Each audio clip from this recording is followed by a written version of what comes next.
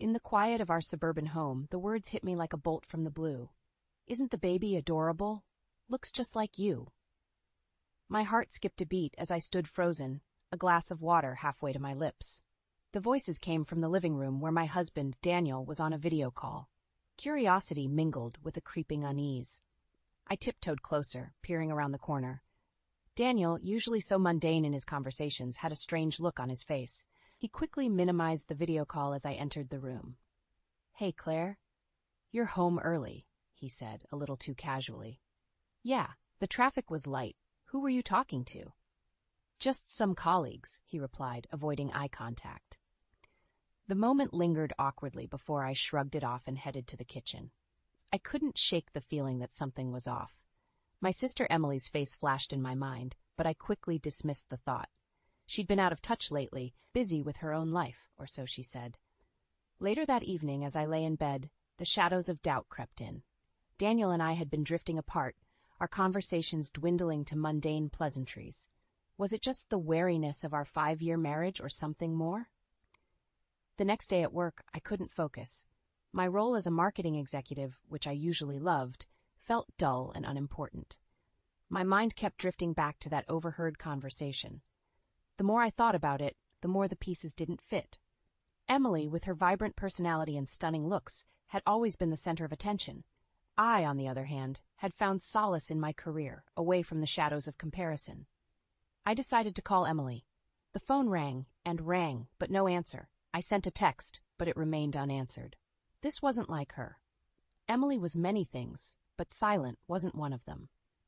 That night, I confronted Daniel. "Is there something going on between you and Emily?" I asked, my voice trembling slightly. "What? No, of course not," he replied a little too quickly. His denial did little to quell the storm brewing inside me. The following week, I received an invitation from Emily to meet for coffee. She sounded upbeat, but there was a nervous undertone in her voice that I couldn't place. My mind raced with possibilities as I prepared for what was to come. At the cafe, Emily's smile didn't reach her eyes. She fidgeted with her coffee cup before blurting out, "Claire, I'm pregnant." The news hit me like a wave. Pregnant? My sister, who always said she wasn't ready for such commitments? But the shock was replaced by a nauseating realization. The words I had overheard came rushing back. "Looks just like you." I struggled to maintain my composure. That's great news, Em. Who's the father?" Emily hesitated, her eyes darting away. "It's complicated." My heart sank. The unspoken truth hung heavily between us. I had to know. "Is it Daniel?" Emily's silence was all the confirmation I needed. A sick feeling settled in my stomach as the pieces of the puzzle clicked into place. The late nights, the unexplained absences, the whispers in the corner. It all made sense now. I stood up, my chair scraping loudly against the floor. "How could you?" My voice was a mix of anger and disbelief. "Claire, I'm sorry, I never meant for this to happen." Emily stammered. I didn't wait for her to finish. I walked out of the cafe, my mind racing. This betrayal was a wound too deep, a cut too sharp. I needed to act, to make them feel the weight of their deceit. As I drove home, a plan began to form. Daniel and Emily, they would pay for what they'd done. Revenge, cold and calculated, was the only path forward. I wouldn't let them get away with shattering my world.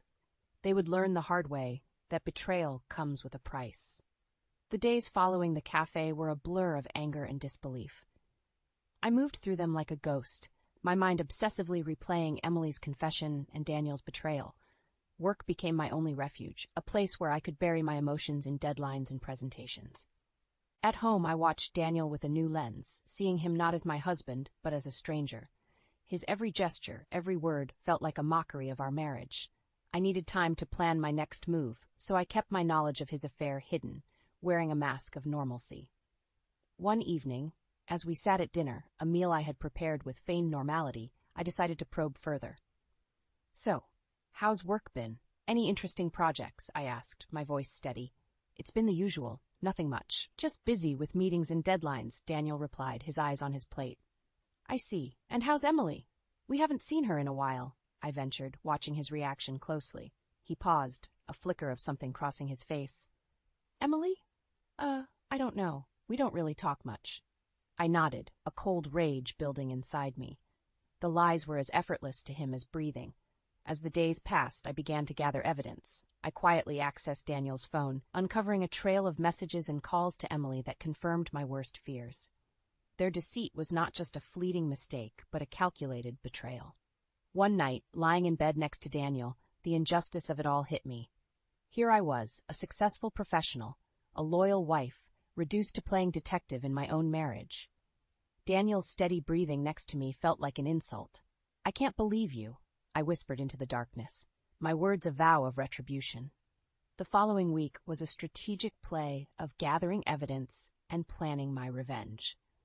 I contacted a lawyer, discreetly setting the wheels in motion for a divorce that would leave Daniel with nothing. I also started documenting every financial transaction, preparing for the inevitable legal battle. But it wasn't just about the legalities. I wanted them to feel the burn of their actions, to suffer as I had. I began to spread hints of Emily's affair within our social circle, carefully crafting a narrative that would tarnish her reputation. I watched as the rumors took hold, seeing her once-admired image start to crumble. Meanwhile, I played the part of the dutiful wife to Daniel, all while setting the stage for his downfall. My plan was meticulous, a slow poison that would leave him reeling.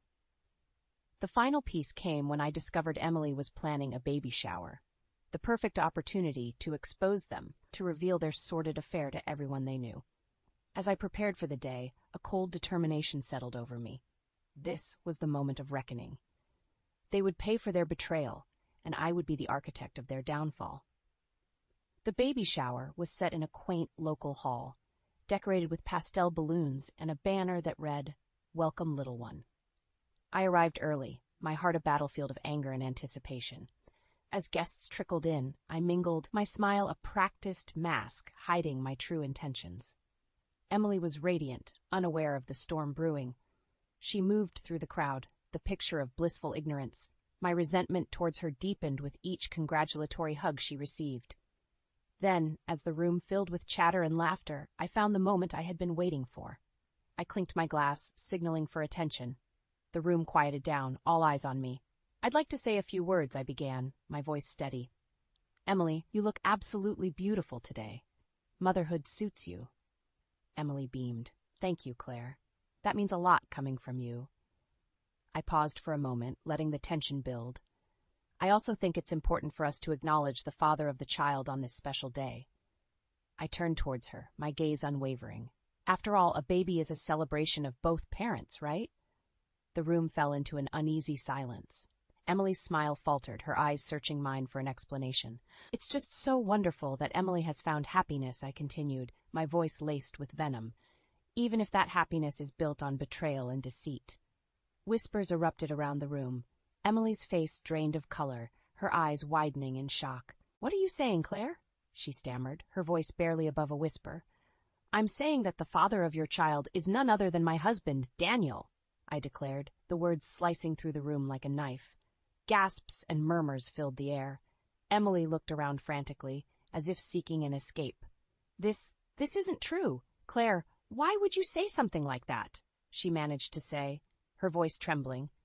"Oh, but it is true, dear sister," I said coldly. "I have all the evidence. Text messages, emails, late-night calls. You two didn't do a very good job of covering your tracks." Emily's facade crumbled, her eyes brimming with tears. "Claire, I'm so sorry. It was a mistake." "A mistake," I laughed bitterly. "Destroying a marriage is not a mistake, Emily. It's a choice you both made." The room was thick with tension, the festive atmosphere now a distant memory. I looked around at the stunned faces, my message delivered loud and clear.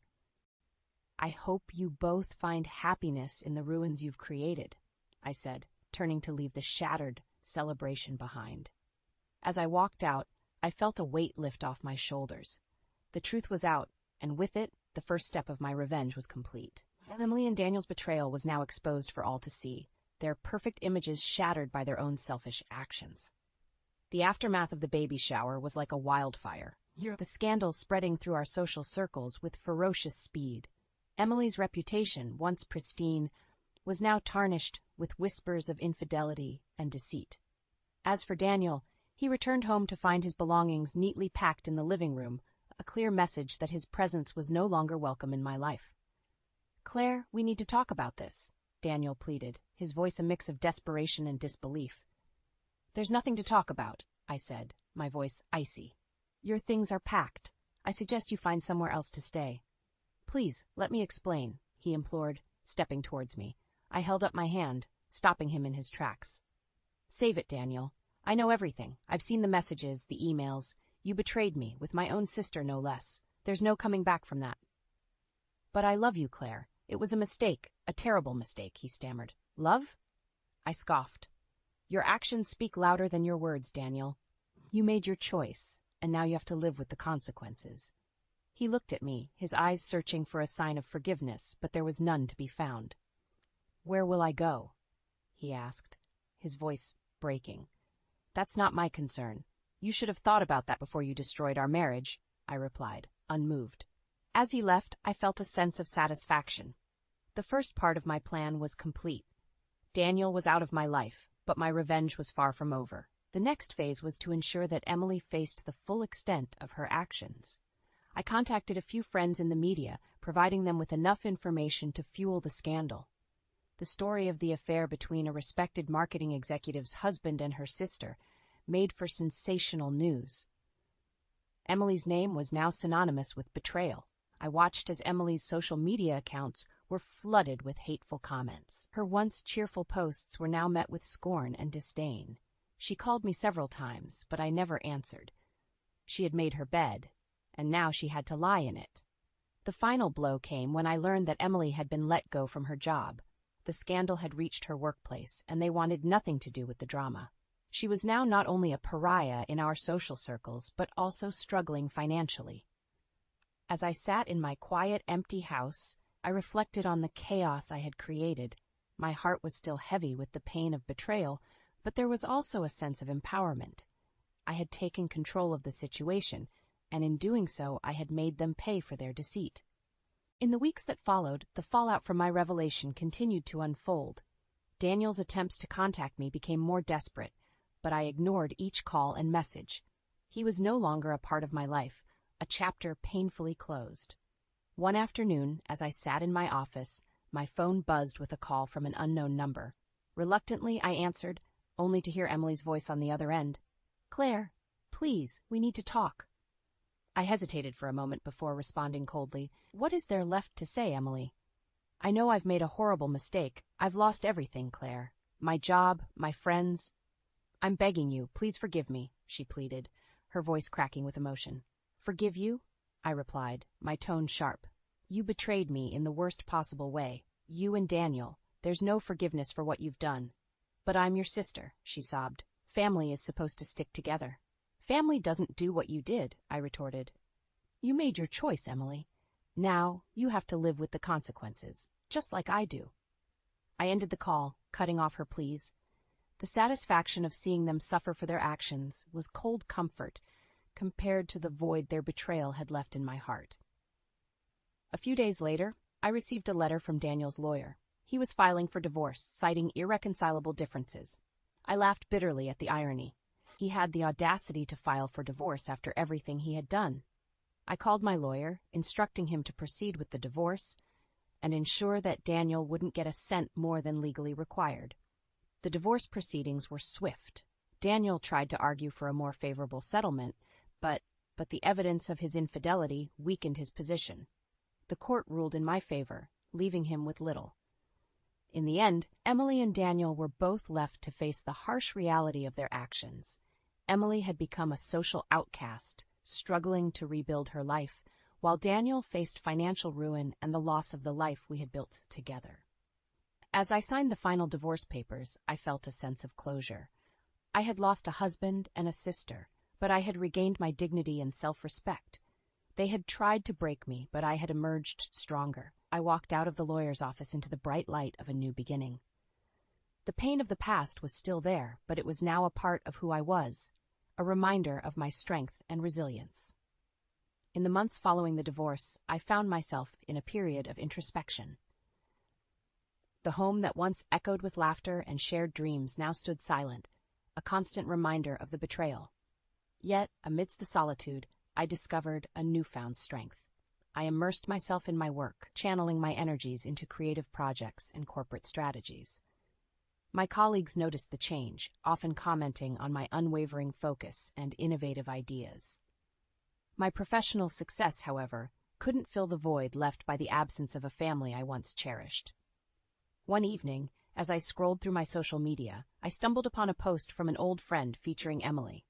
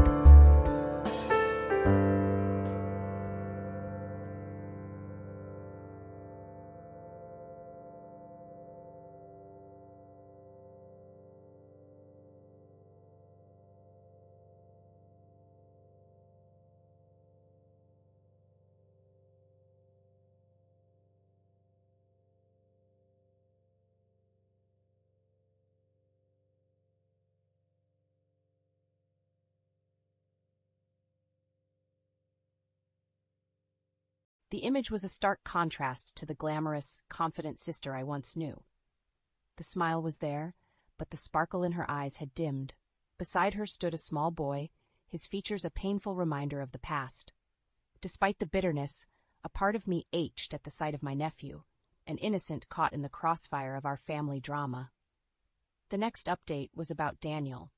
A mutual acquaintance had shared a post about a local charity event, and there he was, unmistakably thinner, his face wearing the signs of stress and hardship. I heard through the grapevine that he had taken a job at a small firm, a far cry from the prestigious position he held during our marriage. The man in the photo bore little resemblance to the confident, charismatic person I had fallen in love with. The realization hit me then. My revenge, though justified, had left a trail of destruction. In seeking justice for their betrayal, I had altered the course of not just my life, but theirs as well. Emily and Daniel, once integral parts of my life, were now mere shadows, lost and broken by the consequences of their actions. That night, as I lay in bed, a sense of melancholy washed over me. I had won the battle, but at what cost? The satisfaction of retribution was fleeting, overshadowed by the realization that the ties that once bound us were irreparably severed. I wondered if revenge was truly worth the price we all had paid. The weeks turned into months, and slowly the sharp edges of betrayal began to soften. I learned to find joy in the small things: a successful campaign at work, a weekend retreat with friends, the quiet moments of solitude that allowed me to reconnect with myself. In the end, the journey through betrayal and revenge taught me a valuable lesson about the complexities of human relationships and the resilience of the human spirit. I emerged from the ordeal not as a victim, but as a survivor, forged by the fires of adversity into a stronger, more self-assured individual.